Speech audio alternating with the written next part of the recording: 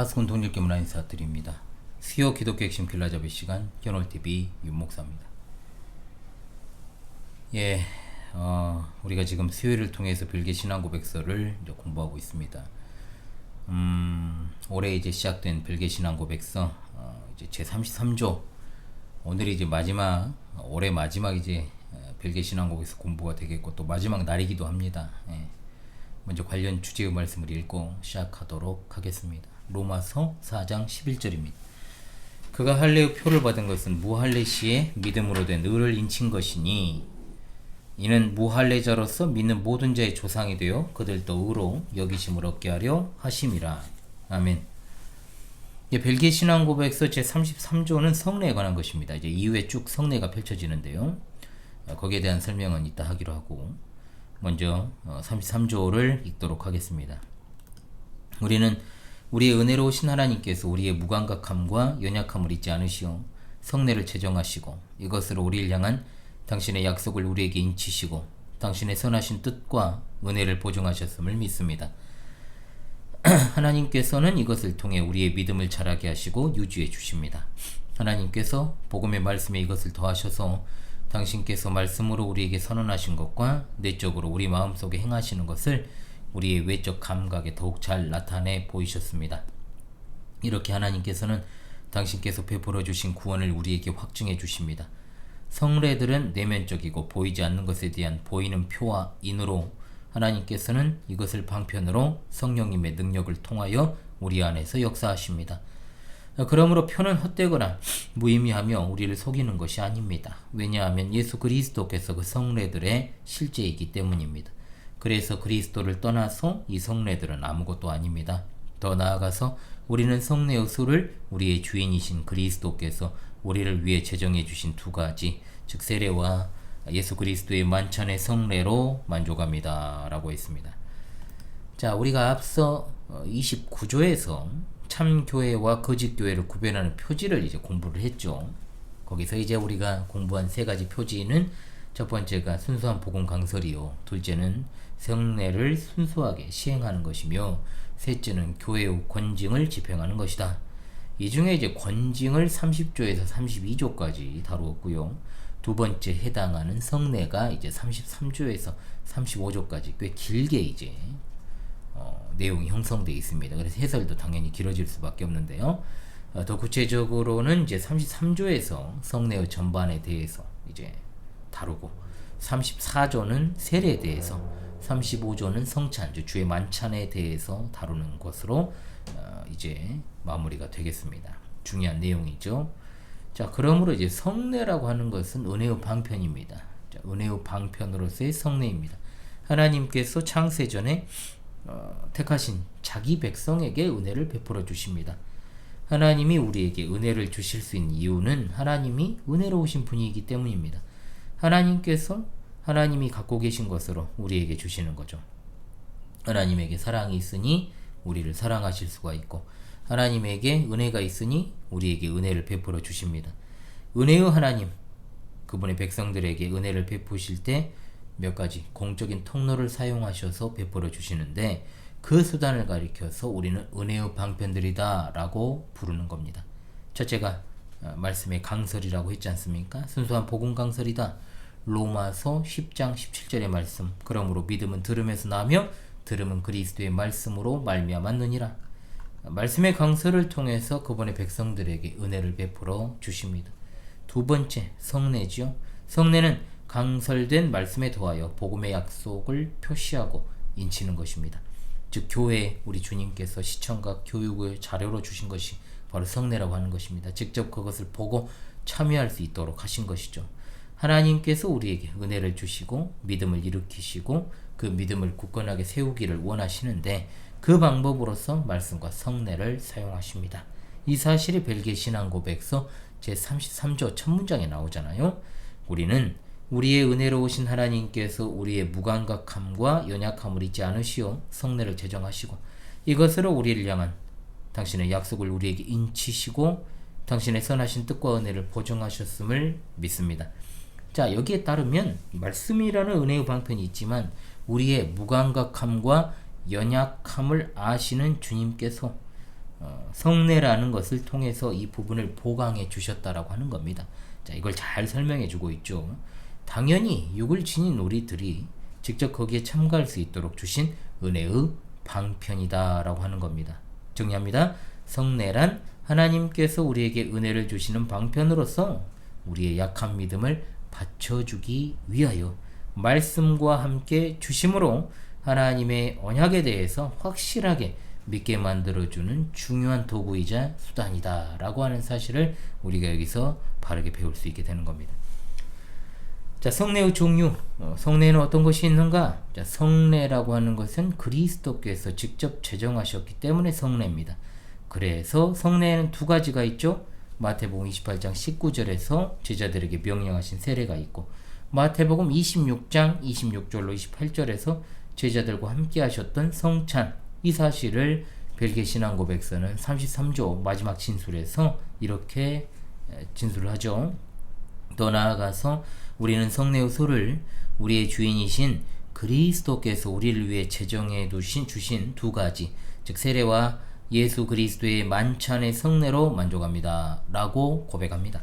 그리고 이어지는 34조, 이제 성례로서의 세례죠. 35조 성례로서의 주의 만찬이 이어지게 되는 겁니다. 성례의 종류는 세례와 성찬 이외에 없다는 걸 강조해야 될 이유는 기만의 종교, 사탄의 회, 로마교는 7가지 성례를 주장하고 있는 것이 대표적이고, 또 교회 안에서 프로그램의 일환으로 행해지는 세족식 같은 거 있잖아요. 결코 성례가 아니기 때문에 그렇습니다. 성례라고 한 적은 없지만 마치 그와 같은 지위를 부여받은 교회 내에 있는 목회자들 자체적으로 만들어낸 수많은 퍼포먼스들, 그런 것들이 많은 현실에서 당연히 강조돼야 됩니다. 뭐 기름 부음 의식도 있잖아요. 참 웃기는 것들이죠. 자, 그 다음, 그렇다면 이제 세례와 성찬이라고 하는 이 성례를 통해서 이 두 가지의 성례가 어떻게 우리에게 은혜를 베풀어 주는 것인가. 하나님께서 첫 번째, 이것으로 우리를 향한 당신의 약속을 우리에게 인치시고 선하신 뜻과 은혜를 보증하신다라고 했고, 두 번째, 하나님께서는 이것을 통해 우리의 믿음을 자라게 하시고 유지해 주십니다 라고 했습니다. 자, 첫 번째 부분을 보다 구체적으로 설명하자면 하나님의 약속을 언약이라고 부르죠. 그런데 그 언약이라는 것이 눈에 드러나는 형태로 나타나는 게 아닙니다. 예컨대 아브라함 같은 경우에는 하나님께서 아브라함에게 약속을 주셨죠. 창세기 17장 7절의 말씀, 내가 내 언약을 나와 너 및 내 세대 후손 사이에 세워서 영원한 언약을 삼고 너와 내 후손의 하나님이 되리라 말씀하셨습니다. 자, 여기에서 약속은 손에 잡히듯 분명한 것은 아닙니다. 그래서 하나님께서는 그 언약을 보증하시기 위해 창세기 17장 10절로 11절을 통하여 할례를 언약의 표로 세우셨고, 그걸 통해 약속이 분명하다는 사실을 기억하도록 하십니다. 창세기 17장 10절로 11절, 너희 중 남자는 다 할례를 받으라. 이것이 나와 너희와 너희 후손 사이에 지킬 내 언약이니라. 너희는 포피를 베어라. 이것이 나와 너희 사이의 언약의 표징이니라. 아멘. 이 할례가 바로 구약의 성례입니다. 이에 대해서 우리가 찾은 처음에 읽었던 로마 4장 11절에서 해석하고 있죠. 할례를 표라고 말씀하고 그것을 믿음으로 된 의를 인친 것이다 라고 말합니다. 이 본문의 근거에서 개혁신학에서는 성례를 가리켜 은혜 언약의 표와 인이라고 분명하게 지칭합니다. 이처럼 성례는 하나님의 약속을 우리 눈앞에 제시하고 또 우리로 하여금 그것을 바라보게 하는 것이며 우리에게 약속의 보증이 되는 것입니다. 성례는 하나님의 약속을 직접 눈으로 보게 하는 보증과 징표입니다. 예컨대 세례를 통해 물이 뿌려지는 모습을 볼 때 우리는 하나님께서 나를 그분의 소유로 삼으셨다는 약속을 확인합니다. 나의 죄가 머리에서부터 발끝까지 분명하게 씻어졌다는 사실을 확인합니다. 성찬을 통해 베풀어지는 빵과 포도주를 통하여 예수님께서 참으로 나를 위해 죽으셨고 부활하셨고 다시 오실 것이라는 약속을 확인합니다. 자, 그 다음으로 성례가 우리에게 어떻게 은혜를 주는가 하는 것이죠. 성례는 우리의 믿음을 자라게 하고 유지하게 해줍니다. 자, 믿음 없는 우리에게 하나님은 말씀의 선포를 통해 믿음을 일으키십니다. 들음에서 믿음이 생겨납니다. 철저히 하나님의 역사입니다. 그런데 그 생겨난 믿음을 자라게 하고 유지케 하는 것 역시 성령 하나님의 역사입니다. 이때 성령님께서는 성례라는 방편을 활용하시죠. 이렇게 성례라는 것이 우리 믿음을 자라게 해주고 유지하게 해주는 것으로 그냥 행하는 것이 될 수 없는 겁니다. 그리고 언제나 중요한 것, 언제나 성례자는 말씀과 함께 한다는 사실을 잊지 말아야 됩니다. 성례를 주술적인 것으로 생각하면 안 됩니다. 즉 세례에 사용되는 이제 미신적인 것이 강할수록 여러분, 특히 로마 가톨릭 같은 경우에 세례에 사용되는 물, 성찬에 사용되는 빵과 포도주 그 자체는 뭐 능력이 있는 것으로 이야기를 하잖아요. 그러네 능력 없습니다. 성례란 말씀에 더해진 것입니다. 말씀을 통해서 주어진 약속과 함께 우리에게 주어진 것이다. 약속에 말씀이 없는 성례는 무의미합니다. 성례는 말씀과 분리시키면 안 되는 이유, 성례의 내용이 하나님의 말씀에서 비롯되는 것이기 때문입니다. 다시 말해 성례는 말씀에서 우리에게 약속한 내용을 눈으로 나타내주는 눈에 보이는 말씀의 선언입니다. 말씀을 떠난 성례가 은혜의 방편이 되지 못합니다. 그래서 벨기 신앙고백서 33조는 이렇게 고백하죠. 하나님께서 복음의 말씀에 이것을 더하셔서 당신께서 말씀으로 우리에게 선언하신 것과 내적으로 우리 마음속에 행하시는 것을 우리의 외적 감각에 더욱 잘 나타내 보이셨습니다. 이렇게 하나님께서는 당신께서 베풀어 주신 구원을 우리에게 확증해 주십니다. 성례들은 내면적이고 보이지 않는 것에 대한 보이는 표와 인으로 하나님께서는 이것을 방편으로 성령님의 능력을 통해 우리 안에서 역사하십니다. 라고 고백하고 있죠. 자, 성례의 효력 33조가 이렇게 덧붙여 고백을 하고 있죠. 그러므로 표는 헛되거나 무의미하며 우리를 속이는 것이 아닙니다. 왜냐하면 예수 그리스도께서 그 성례들의 실제이기 때문입니다. 그래서 그리스도를 떠나서 이 성례들은 아무것도 아닙니다. 자, 이 말은 분명 성례에 있어서 말씀뿐만 아니라 그리스도의 역사가 중요하다. 다시 말해서 성례가 효력 있는 건 성례라는 행위 자체에 있는 것이 아니다라는 것. 그렇다고 해서 성례를 집례하는 자의 특별한 신분이나 독특한 인격이나 지위에 달려있는 것도 아니다. 성례라는 행위 자체에 효력이 있다는 생각, 또 집례하는 자에 따라서 효력이 있다고 생각하는 것 일관되게 모두 잘못된 생각이라는 거예요. 성례는 오직 성례를 사용하셔서 복음의 은혜를 우리에게 인쳐주시는 성령 하나님께 유효성이 있는 것이요, 오직 그리스도 안에서만 견고함을 지니기 때문에 그분을 떠난 성례는 아무것도 약속하지 않습니다. 즉 성례를 지나치게 형식적인 것으로 받아들이거나 또는 지나치게 거기에다 큰 의미를 부과하는 것도 양극단이죠. 분명 주의해야 된다라고 하는 사실을 우리가 잊지 말아야 되겠습니다. 자, 그러므로 복음의 말씀이 우리 귀에 헛되게 울리지 않아야 되는 것 중요하죠.